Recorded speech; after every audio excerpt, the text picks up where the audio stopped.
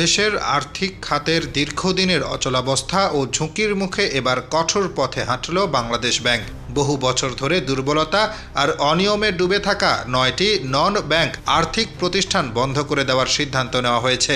রোববার 30 November governor Ahsan H মনসুরের সভাপতিত্বে অনুষ্ঠিত বোর্ড মিটিং থেকে এই সিদ্ধান্ত চূড়ান্ত হয়। এই পদক্ষেপ কার্যকর হবে সদ্য প্রণীত ব্যাংক রেজলিউশন অধ্যাদেশ 2025 অনুযায়ী, যা ব্যর্থ ব্যাংক ও এনবিএফআইকে একীভূত, পুনর্গঠন বা সম্পূর্ণ বন্ধ করার প্রথম পূর্ণাঙ্গ নীতিমালা হিসেবে কাজ করবে।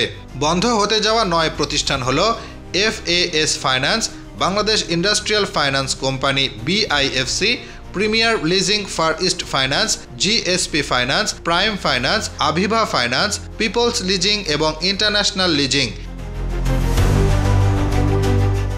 এই প্রতিষ্ঠানগুলোর ঝুঁকি অবস্থা ছিল ভয়াবহ।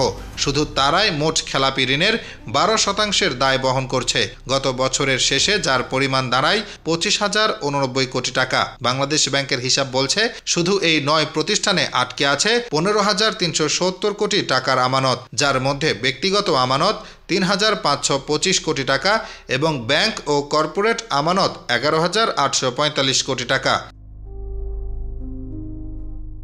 বিশেষজ্ঞদের মতে দীর্ঘদিনের দুর্বল তদারকি, নিজের দলের লোককে ঋণ দেওয়া, ডুবে যাওয়া ঋণ পুনরুদ্ধারের ব্যর্থতা আর কাগজে কলমে সম্পদ বেশি দেখানোর মতো অনিয়ম এসব প্রতিষ্ঠানের পতন নিশ্চিত করেছে।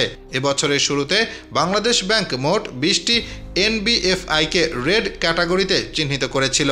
সেখান থেকে 9টি প্রতিষ্ঠান এখন বন্ধের তালিকায়। বাকি 11টির ভবিষ্যৎ এখনও অনিশ্চিত। তাদেরকে দ্রুত পুনরুদ্ধার পরিকল্পনা জমা দিতে বলা হয়েছে। এই 11টি প্রতিষ্ঠান হল CVC finance, bay leasing, Islamic finance, Meridian finance, Hajj finance, national finance, IIDFC, Uttara finance, phoenix finance, first finance ও ইউনিয়ন ক্যাপিটাল। বাংলাদেশের আর্থিক খাতের স্থিতিশীলতা ফেরাতে এই সিদ্ধান্তকে বড় ধরনের মোড় ঘোরানো পদক্ষেপ হিসেবেই দেখা হচ্ছে। Hasibur Rahman, daily our Bangladesh.